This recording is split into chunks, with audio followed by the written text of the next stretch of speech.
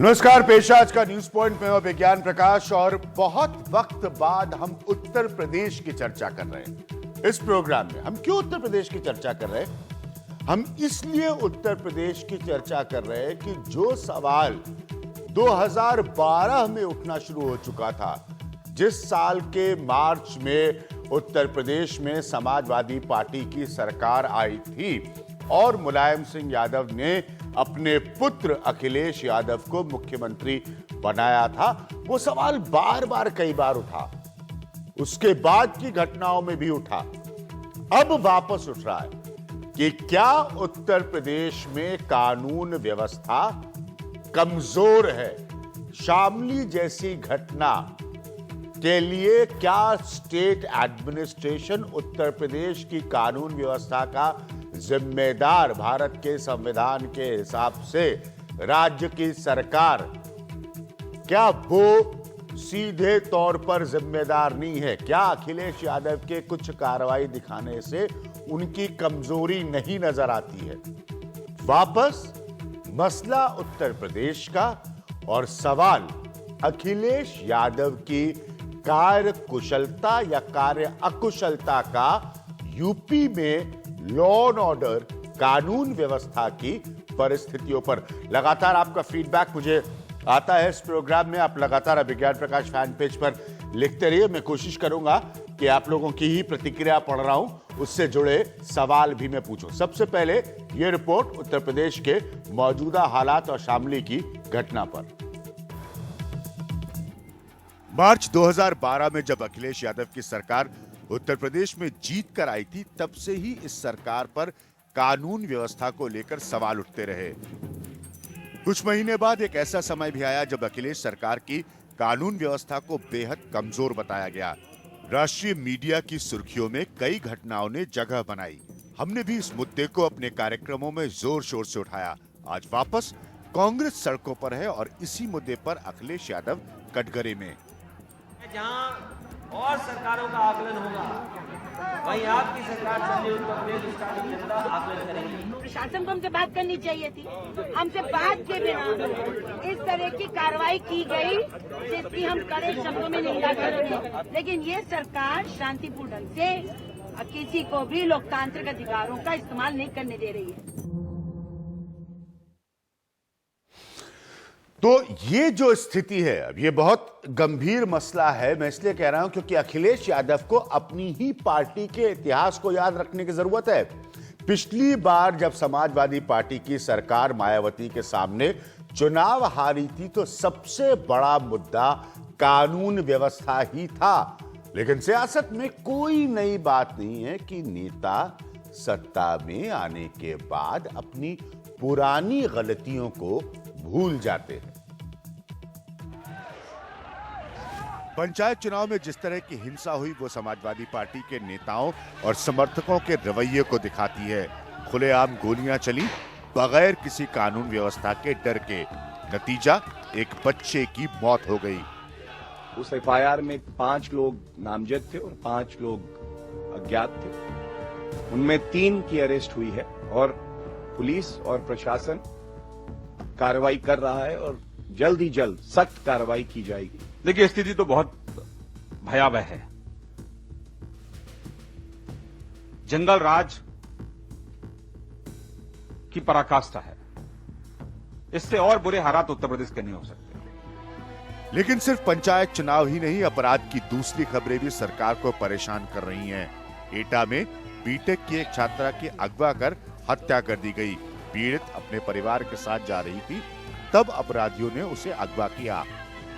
Motorcycle से 3 लोग आए और इनको आपस में जो है तितर बितर कर दिया और लड़की की जो है के साथ जो है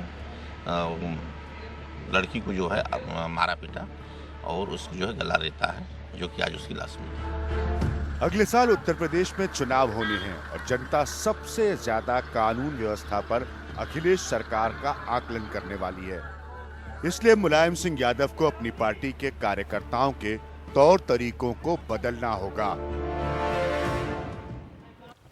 मेरे साथ गौरव भाटिया साहब मौजूद हैं, उनको मिलाने की जरूरत नहीं है, आप सब जानते हैं। वो समाजवादी पार्टी के एक युवा आवाज में से एक है, लेकिन बहुत सारे आपके मेरे फैन पेज पर रिएक्शंस आ रहे हैं। उसमें से सिर्फ एक पढ़ के सुनाना चाहूंगा जो फैज हसन साहब का है, जिन्होंने लिखा है कि सर सपा सरकार की आलोचना होनी चाहिए, ये बहुत ज़रूरी है। और साथ में मैं आपको एक दो और रिएक्शंस जो हैं वो इतनी तेज़ी से आ रहे हैं कि मैं आपको पढ़ के सुनाऊंगा। उनका ये कहना है कि सपा सरकार की आलोचना होना बहुत ज़रूरी है।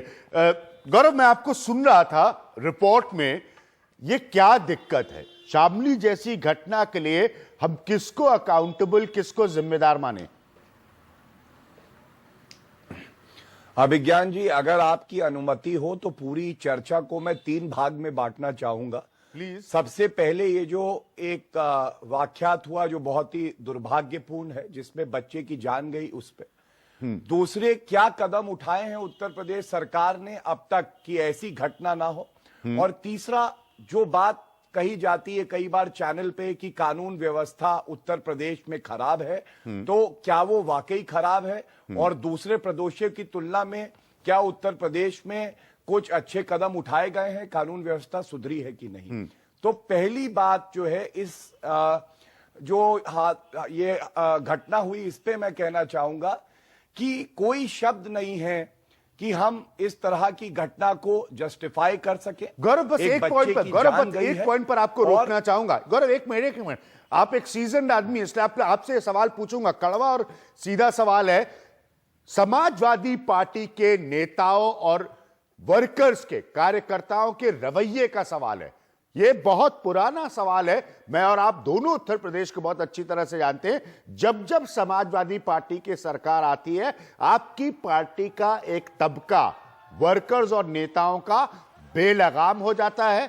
वो कानून को कुछ नहीं समझता, वो सोचता है हमारी सरकार आ गई, हवाई फायरिंग होती है, पावर का नंगा नाच होता है, नुमाइश की जाती है। ये एटीट्यूडनल रवैये के तौर पर यह घटना है। मैं नहीं कह रहा हूं कि इसके लिए आप अखिलेश यादव को जिम्मेदार ठहराइए, लेकिन ये एक रवैये के तौर पर समाजवादी पार्टी के कार्यकर्ताओं और कुछ हिस्से के नेताओं की आदत बन गई है। क्या यह बात सच नहीं है? अभिज्ञान जी, देखिए, सबसे पहले ये बात समझना होगा कि समाजवादी पार्टी में भी कुछ तत्व ऐसे आ जाते हैं जिनकी समाजवादी विचारधारा में आस्था नहीं होती। और मैं मुख्यमंत्री श्री अखिलेश यादव जी की तरफ से भी ये कहूंगा कि ऐसे तत्वों की जो अपराध को बढ़ाएं, जो कानून को तोड़े और मर्यादा को लांगे, उनकी समाजवादी पार्टी में कोई जगह नहीं है। गौरव जी, आप क्या दलील दे रहे हैं? गौरव जी, आप क्या दलील दे रहे हैं? उनको तो पार्टियों में लाया जाता है, उनको सरकारों में मंत्री बनाया जाता है। अगर आप इन तत्वों की बात कर रहे हैं तो इन तत्वों पर आपको डीपी यादव का याद है? समाजवादी पार्टी के इतिहास की बहुत लंबी लिस्ट है। अभिज्ञान जी, एक आपसे गुजारिश जरूर करूंगा, मुझे कुछ बिंदुओं पे अपनी बात पूरी कर लेने दीजिए। आप रखिए, मैंने आपको सिर्फ इस पॉइंट पे रोका क्योंकि जो कि मेरा अपना मानना है, मैं पूरा समझ दूंगा आपको, कि ये समाजवादी पार्टी की सरकार आने पर एक धारणा बनती जा रही है कि उसकी पार्टी के हिस्से के एक लोग, एक सेक्शन नेताओं का और वर्कर्स का, वो बेलगाम हो जाता है। उसको लगता है कि लखनऊ में हमारी सरकार बैठी है, हम बाकी के प्रदेश में जो चाहे, जैसे चाहे, घोड़े पर चढ़कर आए या हम गोलियां चलवाए, ये सब की हमको इजाजत है। ये धारणा बनी है और आप भी जानते हैं कि ये धारणा बनी है। बिल्कुल। हाँ, प्लीज। और मैं इतना ही कहूंगा कि बाकी पार्टियां, भाजपा, बसपा, कांग्रेस की आज मैं बात नहीं करूंगा कि वो लोग किस तरह का चरित्र रखते हैं, क्या करते हैं। मैं समाजवादी पार्टी की बात करने के लिए आया हूं। और आपको याद होगा कि आज से 2.5 साल पहले करीब आपने मुख्यमंत्री श्री अखिलेश यादव जी का भी इंटरव्यू दिया था। और आपने कुछ प्रश्न पूछे थे। श्री अखिलेश यादव जी ने उस वक्त जो कहा था वो करके दिखाया। एक समस्या पार्टी देखती थी कि हम लोग के पार्टी के झंडे का दुरुपयोग होता था, पूरी तरह से उसे नियंत्रित किया गया। और अब आप देखेंगे कि उसमें भारी गिरावट आई कि कोई भी, जो भी चाहे पदाधिकारी क्यों ना हो पार्टी का, वो झंडे का दुरुपयोग नहीं कर पाता। हूटर की समस्या थी, उसका समाधान निकाला। और ये जो सेलिब्रेटरी फायरिंग है, जो हवाई फायरिंग होती है, इसके लिए मैं आपको इतना बता दूं अभिज्ञान जी कि अभी अगस्त में, इससे पहले भी कार्रवाई की गई थी, अगस्त 2015 में डीजीपी ने खुद सभी डीएम और एसएसपी को लिखा कि कोई भी अगर हवाई फायरिंग इस तरह से करेगा तो उस पर कार्रवाई होनी चाहिए और जो उस पुलिस स्टेशन का दरोगा होता है उसको तुरंत निलंबित करना चाहिए, क्योंकि इस तरह की फायरिंग ये कानून के दायरे में रह के नहीं की जा सकती और ये गलत है, अनुचित है। बहुत सी घटनाएं इसकी वजह से रुक गई। ये जो हवाई फायरिंग थी इसके इंसिडेंट्स कम हो गए उत्तर प्रदेश में, और कभी कभी कुछ लोग कानून तोड़ते हैं जो दर्दनाक भी है और जिनके खिलाफ कार्रवाई भी हुई है। इस घटना के बारे में मैं आपको जानकारी जरूर देना चाहूंगा कि कल तक 3 लोग गिरफ्तार हुए थे। 6 घंटे के अंदर 3 लोग गिरफ्तार हुए और कल हमने चैनल में कहा कि अभी और गिरफ्तारियां होंगी और आज भी एक गिरफ्तारी और की गई है। जो एमएलए हैं जिनके ऊपर जो है कुछ आरोप लगाए गए थे, उस एमएलए के खिलाफ एफआईआर हुई है। शामली के प्रकरण में जो वहां के डिप्टी एसपी थे उनको सस्पेंड करके डीजीपी ऑफिस से अटैच किया गया है। वहां के एसडीएम के खिलाफ कार्रवाई हुई, वहां के एसओ के खिलाफ कार्रवाई हुई और जो ब्लॉक प्रमुख थी उनको भी सस्पेंड कर दिया गया है। हर लेवल पे चाहे सरकार हो चाहे पार्टी हो कार्रवाई की गई है और आगे भी सुनिश्चित कराया जाएगा कि ऐसा कोई भी व्यक्ति जो कानून को तोड़ता है उसके खिलाफ सख्त से सख्त कार्रवाई हो।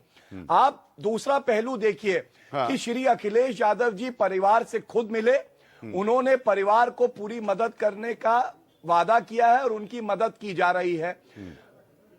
चीफ सेक्रेटरी और हाईएस्ट पुलिस ऑफिसर इस मामले को खुद देख रहे हैं। मुख्यमंत्री श्री अखिलेश यादव जी ने निर्देश दिए हैं और दुखद सिर्फ यह है कि उस बच्चे की जान वापस नहीं आएगी अभिज्ञान जी, इसलिए दर्द होता है। लेकिन इतनी प्रतिबद्धता इस सरकार की जरूर है कि जिन्होंने कानून तोड़ा, जिन्होंने हवाई फायरिंग की, उन सबको सलाखों के पीछे भेजा जाएगा, उनके खिलाफ मुकदमा होगा और उनको सजा होगी। इस बात का मैं आपको आश्वासन मुख्यमंत्री जी की तरफ से जरूर देना चाहूंगा। ठीक है गौरव भाटिया, मुझे सीधी सीधी बात बताइए, क्या समाजवादी पार्टी अपने वर्कर्स को, अपने एमएलएस को, अपने लोगों को कहेगी कि ये जो उत्तर प्रदेश की सालों की संस्कृति है, मैं भी जानता हूं आप भी जानते हैं, सत्ता का जश्न मनाने की, हवा में गोली चलाने की, ये बंद हो? ये कब संस्कृति बंद होगी उत्तर प्रदेश? और मैं इस वक्त आपसे सवाल पूछ रहा हूं क्योंकि आप इस सरकार में बैठे हैं। ये सवाल बाकी पॉलिटिकल पार्टीज पे भी उतना लागू होता है कि ये जो पॉलिटिकल पावर के अगली डेमोन्स्ट्रेशन का बिल्कुल ही बेबुनियाद और बेहुदा नौटंकी का जो तरीका है, हवा में गोली चलाकर यह बताने का कि आज हमारे फलाने विधायक सत्ता में आ गए हैं या हमारे फलाने नेता का कार्यक्रम चल रहा है, ये कब बंद होगा उत्तर प्रदेश में? क्या आप लोग कहेंगे कि कोई समाजवादी पार्टी का नेता अगर पकड़ा गया ऐसा करते हुए तो उसको हम पार्टी से बाहर करेंगे? ये क्या तरीका है कि आप हवा में गोली चलाइए, किसी बच्चे की जान चली जाए? ये संस्कृति है उत्तर प्रदेश की। दो बातें कहूंगा, गौरव जी आप भी जानते हैं, तरह से मैं आपसे निंदनीय संस्कृति है, बहुत पूरी तरह से संस्कृति है ये उत्तर प्रदेश की। ये जो ताकत को दिखाने का ये जो उत्साहन होता है और उसमें कोई घोड़े पर, मैंने देखिए तस्वीरें चला आ रहा है रेलवे प्लेटफॉर्म पर, ये सारी पॉलिटिकल कल्चर के लिए कहा जाता है उत्तर प्रदेश में। क्या ये बंद होगा? किसी की जान चली जाए इसमें?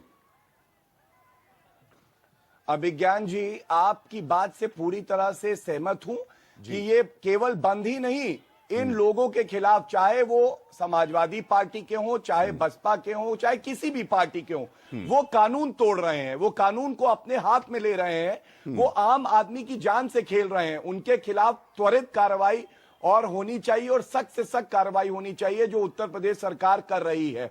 और जहां तक पार्टी के लोगों की बात है, उनके खिलाफ पार्टी स्तर पे भी कार्रवाई हो रही है, जैसा मैंने आपको बताया। लेकिन मैं इतनी विनती जरूर करूंगा कि श्री अखिलेश यादव जी ने विकास के बहुत काम किए हैं। आम जनता के लिए उन्होंने दरवाजे खोले और चाहे अखलाक की घटना हो दादरी में, जो परिवार की मदद संभव हो सकती थी उत्तर प्रदेश सरकार द्वारा, वो की गई।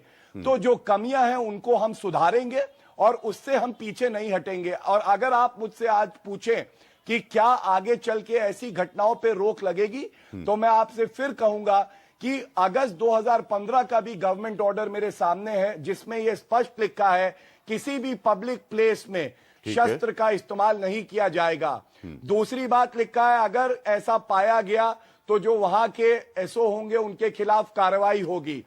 तीसरा, जो भी असले हैं अगर किसी एरिया में ज्यादा हैं तो उसको जब्त कराया जाए। ये काम भी उत्तर प्रदेश सरकार ने किया।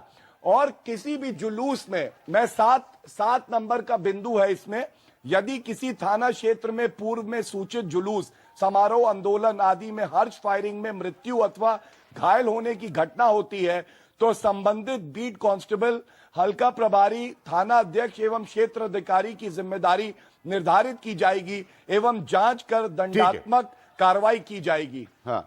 ये सारे प्रावधान हैं। और मैं इसीलिए कह रहा था कि बहुत घटनाओं में कमी आई है और जब इस तरह की घटना होती है तो हमें भी बहुत दुख होता है। ठीक और है, हम मैं इससे सीखते हैं आपको और यहाँ आगे पर सुनिश्चित करेंगे कि ऐसी घटना ना हो। एक मिनट गौरव जी, आपकी सरकार पर कमेंट्स जो किए गए हैं आपके ही नेता मुलायम सिंह यादव के, उसकी एक रिपोर्ट आपको यहां पर दिखा रहा हूं। उसके बाद मैं आऊंगा वापस इसी पॉइंट पर, क्योंकि देखिए विकास का काम अखिलेश यादव करें या कोई मुख्यमंत्री करे, अंततः जनता की कसौटी पर उनको तय होना है कि वो वापस जीत कर आएंगे या नहीं। बहुत सी सरकारें वापस जीत कर आई भी हैं अब इस मुल्क में, वो इतिहास बदल गया है, लेकिन हकीकत ये है कि उनकी डिलीवरी क्या है ये जनता बताएगी। मैं आपको ये दिखाना चाहता हूं कि मुलायम सिंह यादव अपने पुत्र की सरकार में, याद रखिएगा वो पुत्र मोह में मुख्यमंत्री बने हैं, क्योंकि जब यूपी का चुनाव हो रहा था तो उनके उम्मीदवार के तौर पर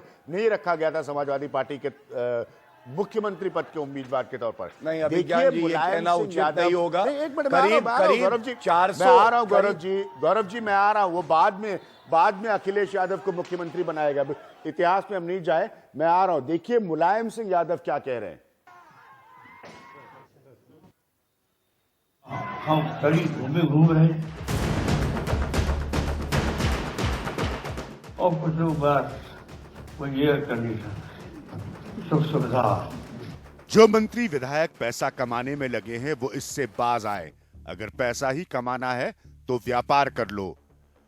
ये मुलायम सिंह यादव की अपनी पार्टी के ही मंत्री और नेताओं को फटकार है, लेकिन पहली बार मुलायम सिंह यादव ने इस तरह की नाराजगी नहीं दिखाई है। सरकार बने 4 ही महीने हुए थे तो मुलायम सिंह यादव ने अखिलेश यादव की सरकार पर सवाल उठाए थे। उन्होंने कहा था, मैंने सरकार को रिजल्ट दिखाने के लिए 6 महीने का वक्त दिया था, 4 महीने पूरे हो चुके हैं, पर जनता में जो संदेश जाना चाहिए था वो नहीं जा सका। समाजवादी पार्टी का काम तो ज्यादा है लेकिन प्रचार कम है।